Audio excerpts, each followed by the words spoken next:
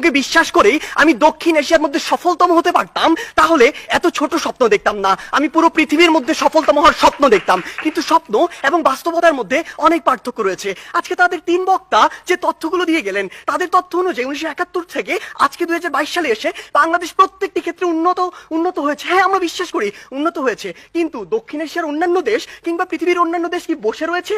বিজ্ঞ বিচারক মন্ডলী একটু লক্ষ্য করুন, 2020 সালের তথ্য মতে বাংলাদেশের যে অর্থনীতি, এটি হচ্ছে বিশ্বের 35তম বড় অর্থনীতির দেশ, যেটা 2035 সালে গিয়ে হবে বিশ্বের 25তম বড় অর্থনীতির দেশ। বাংলাদেশের উন্নতি হচ্ছে, হবে। আপনি যদি ভারতের দিকে তাকান, ভারত বর্তমানে বিশ্বের 7ম বড় অর্থনীতির দেশ, 2035 সালে গিয়ে ভারত হবে বিশ্বের 3য় বড় অর্থনীতির দেশ।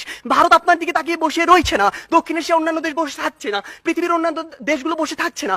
আমাদের কথা হচ্ছে, যখন আমরা দক্ষিণ এশিয়ার সফলতম হতে চাইবো, আমাদের সামনে যে একটি ব্যারিয়ার রয়েছে ভারত, সেটিকে আমাদের টপকে যেতে হবে। কেন আমরা যেতে পারবো না, কোথায় কোথায় সে বাধাগুলো রয়েছে, সেগুলো নিয়ে আজকে আমরা কথা বলবো। তারা আজকে বললেন আমরা আন্তর্জাতিক অনেক স্বীকৃতি পেয়েছি। হ্যাঁ, আমরা অসংখ্য স্বীকৃতি পেয়েছি, কিন্তু আপনি এটি কেন বলছেন না যে ট্রান্সপারেন্সি ইন্টারন্যাশনাল 2021 সালে বলেছে দক্ষিণ এশিয়ার সবচেয়ে দুর্নীতিগ্রস্ত দেশ বাংলাদেশ। তারা বলেছে অন্তত আফগানিস্তানের পিছনে বাংলাদেশ রয়েছে, নেপাল, ভুটান, এদের চেয়েও বাংলাদেশ বেশি দুর্নীতিগ্রস্ত দেশ। আপনি কেন এটি বলছেন না? বিগত 15 বছর ধরে আপনার দেশ থেকে যে পরিমাণ অর্থ পাচার হয়েছে, তা দিয়ে আপনার দেশে 2 বছরের বাজেট দেওয়া যেত।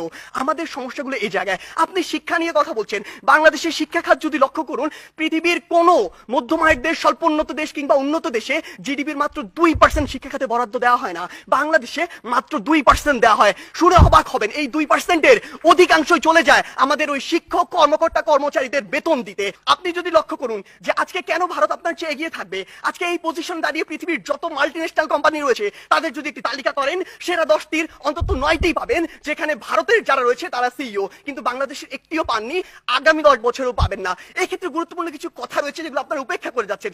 আপনারা কিভাবে ভারতের সাথে তুলনা করেন? একটু আগে একটি হাস্যকর কথা বলে গিয়েছেন যে ভারতে নাকি 0.2 মিলিয়ন, অর্থাৎ মাত্র 2 লক্ষ মানুষ বিদ্যুতের সুবিধার কাছাকাছি যেতে পারেনি।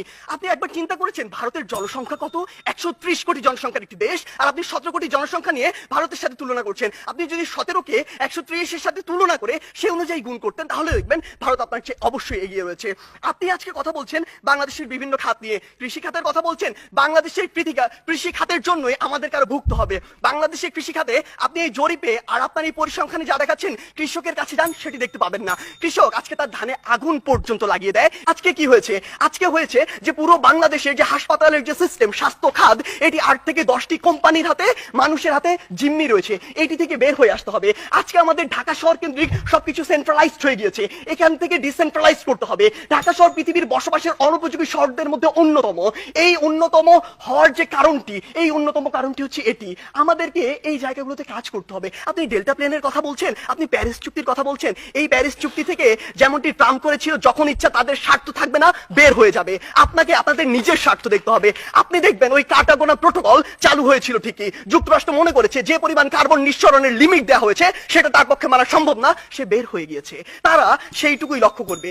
তাই মাননীয় বিচারক মন্ডলী, আমরা বিশ্বাস করি বাংলাদেশ অবশ্যই সফলতম একদিন রাষ্ট্র হবে, সেটি আমরা স্বপ্ন দেখি, কিন্তু 21 শতাব্দীর মধ্যে এটি সম্ভব নয়। যখন আমাদের সামনে ভারত রয়েছে, সম্ভব হবে যদি আমরা যে সীমাবদ্ধ ক্ষেত্রগুলো দেখিয়েছি সেগুলোতে কাজ করতে পারি। আমরা প্রত্যাশা করি কোনো একদিন আমাদের প্রজন্ম বাংলাদেশকে সফলতম রাষ্ট্র হিসেবে দেখবে। ধন্যবাদ বিজ্ঞ বিচারক মন্ডলী।